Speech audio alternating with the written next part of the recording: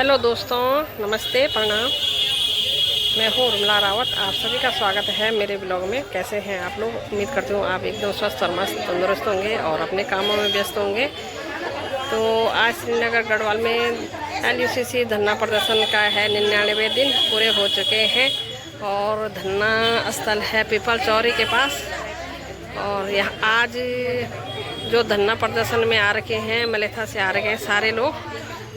ये देखिए, आज मलेथा से बहुत सारी मातृशक्ति आ रखे हैं धरना प्रदर्शन रैली में। और टाइम तो हो गया है, 11 बज चुके हैं और कुछ लोग बारिश के कारण नहीं आ पा रहे हैं और कुछ आ सकते हैं अभी भी। अगर बारिश रुक जाएगी तो आ जाएंगे, पर आज मलेथा वाले लोग आ रखे हैं यहाँ धरना प्रदर्शन में। आज उनकी बारी है, तो आज मलेथा वाले आ रखे हैं, आप देख सकते हो मेरे वीडियो के माध्यम से।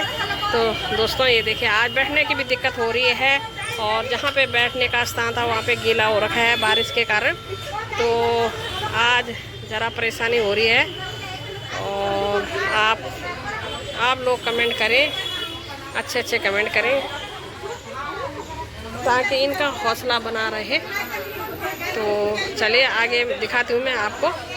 और यदि आपको वीडियो पसंद आए तो लाइक शेयर कमेंट ज़रूर कीजिए और इन बहनों का हौसला ज़रूर बढ़ाइए।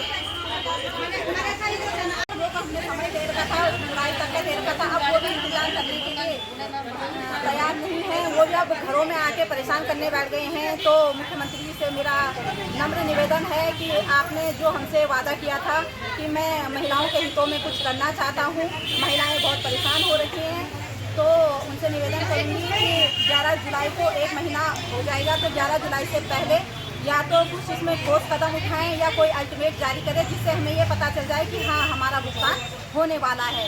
अगर ऐसा नहीं होता है तो हम आत्मदाह करने के लिए मजबूर हो जाएंगे और परिवार सहित LUCC पीड़ित जितने भी परिवार हैं, महिलाएं हैं, सब पंचायत चुनाव का बहिष्कार करेंगे और हम पंचायत चुनाव नहीं होने देंगे। धन्यवाद।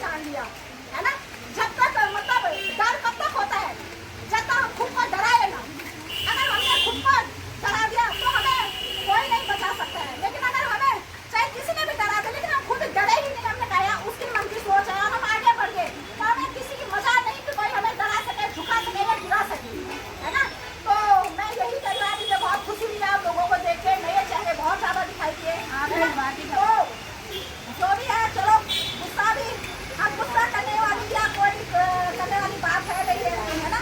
तो आप लोग आए ऐसा ही सहयोग दें, क्योंकि देखो जनशक्ति में ही सबसे बड़ी शक्ति होती है, संगठन में सबसे बड़ी शक्ति होती है। जहाँ पे संगठन होगा, जहाँ पे भीड़ होगी, वहीं पे सरकार भी झुकती है। और सरकार कोई अजूबा नहीं है, वो हमारे ही द्वारा बनाई गई है। हम उनसे प्रश्न कर सकते हैं, हम उनसे कुछ भी चीज का सवाल जवाब पूछ सकते हैं कि हमारे साथ ऐसा क्यों हुआ, उनको जवाब देना पड़ेगा, क्योंकि हमारी चुनी हुई सरकार है वो, है ना। इसे डरने की, घबराने की किसी को भी जरूरत नहीं है, किसी के आगे झुकने की जरूरत नहीं है। तो आप ऐसा ही सहयोग बनाए रखें, क्योंकि कलयुग है, संगठन है शक्ति। कलयुग में संगठन में ही सबसे बड़ी शक्ति होगी। अकेला चना बाहर नहीं फोड़ता है ना। तो सबको साथ होकर ऐसे ही काम करना है, किसी पे आरोप प्रत्यारोप नहीं करना है, क्योंकि इसी का फायदा तीसरा उठाता है ना।